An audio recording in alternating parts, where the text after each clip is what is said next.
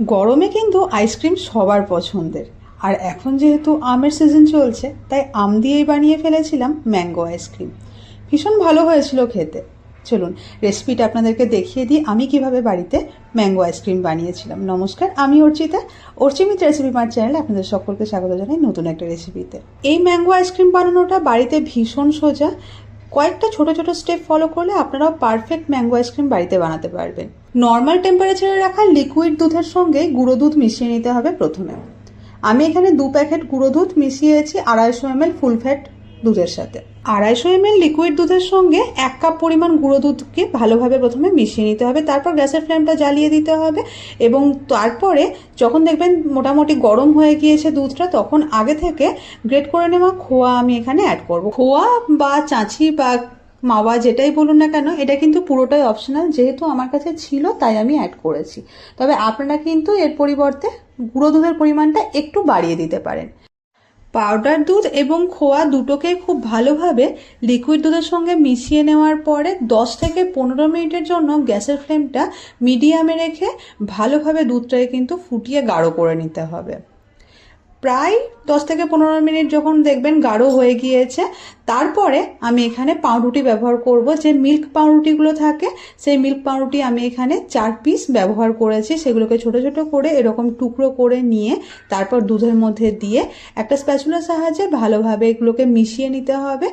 বাড়িতে না আমাদের অনেক সময় হুইপ ক্রিম আনা থাকে না, তবুও কিছু কিছু সময় আইসক্রিমের ক্রেভিংস ওঠে। তো তখন এই প্রসেস ফলো করে কিন্তু আপনারাও বাড়িতে খুব সহজভাবে আইসক্রিম বানিয়ে নিতে পারেন। খেতে কিন্তু একদম দোকানের মতোই হয়, আর এইভাবে বানানো কিন্তু বেশ চটজলদি হয়েও যায়। দেখতেই পাচ্ছেন পাউরুটিগুলো কিন্তু খুব সুন্দরভাবে দুধের সঙ্গে মিশে গিয়েছে, বেশ নরম হয়ে গিয়েছে। এই মুহূর্তে গ্যাসের ফ্লেম অফ করে এক সাইডে রেখে দেবো ঠান্ডা হওয়ার জন্য। এদিকে একটা ব্লেন্ডারের মধ্যে আমি 2টো আম ভালোভাবে ছাড়িয়ে নিয়েছি। রাফলি কেটে নিলেই চলবে, কারণ এটাকে অ্যাট লাস্ট পিউরি বানাতে হবে। আমি এখানে দেখুন বেশ স্মুথ একটা পিউরি বানিয়ে নিয়েছি। আমি এখানে হিমসাগর আম ব্যবহার করেছি, আর একদম গাছ পাকা আম ছিল, খুব মিষ্টি ছিল। পাউরুটি আর দুধের মিক্সচারটা আমরা এর আগে বানালাম। ওই পাউরুটি আর দুধের মিক্সচারটাকে একটা বড় বোলের মধ্যে ট্রান্সফার করে নিতে হবে এবং তারপরে এখানে দিয়ে দেবো 1 চামচ পরিমাণে ভ্যানিলা এসেন্স। আসলে পাউরুটির একটা নিজস্ব গন্ধ থাকে। ম্যাঙ্গো আইসক্রিম যদি আপনারা এই প্রসেসে বানান তাহলে কিন্তু ভ্যানিলা এসেন্স মাস্ট, কারণ পাউরুটির যে গন্ধটা থাকে সেটা যাতে আইসক্রিমে না আসে সেই কারণে কিন্তু ভ্যানিলা এসেন্সটা দিলে তার গন্ধটা ঢেকে যায় এবং ভ্যানিলার একটা বেশ সুন্দর গন্ধ পাওয়া যায়। পাউরুটির এই মিক্সারটাতে একবার আঙুল দিয়ে টাচ করে দেখে নিতে হবে ঠান্ডা হয়েছে কিনা। ঠান্ডা হয়ে গেলে একটা ব্লেন্ডার জারের মধ্যে ওই মিক্সারটাকে ট্রান্সফার করে নিয়ে এটার একটা স্মুথ পিউরি বানিয়ে নিতে হবে। দেখতেই পাচ্ছেন ঠিক কতটা স্মুথ হয়েছে, আর এখন কালারটা দেখতে পাচ্ছেন ঠিক কতটা অ্যাট্রাকটিভ এসছে, ঠিক যেমনটা আমরা ম্যাঙ্গো আইসক্রিম খেয়ে থাকি।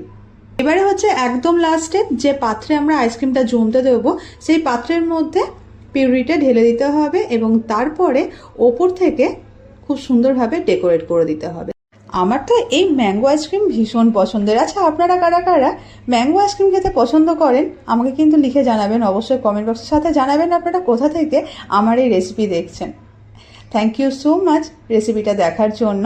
আর আমি দেখুন ওপর থেকে একটু ট্যাপ করে দেবো। আমি এটা খুব সুন্দরভাবে ডেকোরেট করে দেবো। 2-1 ট্যাপ করে নিতে হবে যাতে ভেতরে কোনো বাবলস থাকলে সেটা যাতে চলে যায়।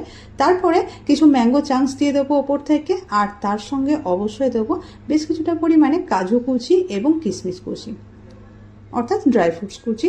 আপনারা চাইলে এগুলো দিতে পারেন, না হলেও এগুলো স্কিপ করতে পারেন। খেতে বেশ সুন্দর লাগে বলে কিন্তু আমি ওপর থেকে একটু ড্রাই ফ্রুটস কুচি করে দিয়ে দিয়েছি। এরপরে আর কি মোটামুটি 10 থেকে 12 ঘন্টা ঢাকা দিয়ে এটাকে জমতে দিতে হবে। আচ্ছা বলুন তো, বাড়িতে এত সহজে ম্যাঙ্গো আইসক্রিম বানানো যায়, এটা কি আপনি এর আগে জানতেন? এইভাবে একবার বানিয়ে দেখুন।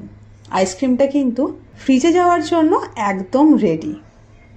আর লেট না করে ঝটপট ফ্রিজে দিয়ে দিই এবং তারপরে আপনাদেরকে বের করে দেখাচ্ছি প্রায় 12 থেকে 15 ঘন্টা বাদে ঠিক কীরকম হয়েছিল। দেখুন প্রায় 15 ঘন্টা মতো আমি রেখেছিলাম আইসক্রিমটা এবং তারপরে আপনাদেরকে সার্ভ করে দেখাচ্ছি। এত ক্রিমি খেতে হয়েছিল এবং এত সুস্বাদু খেতে হয়েছিল না, আপনাদেরকে বলে বোঝাতে পারবো না। বাড়িতে একবার এভাবে বানিয়ে দেখুন। আর আরেকটা কথা বলে রাখি, আমি না আইসক্রিম বানানোর সময়তে কিন্তু কোনো রকম চিনির ব্যবহার করিনি, কারণ আমি এখানে পাউডার দুধ ব্যবহার করেছি আর তার সঙ্গে আমটা ছিল ভীষণ মিষ্টি, তাই আমার এক্সট্রা চিনির ব্যবহার করতে লাগেনি।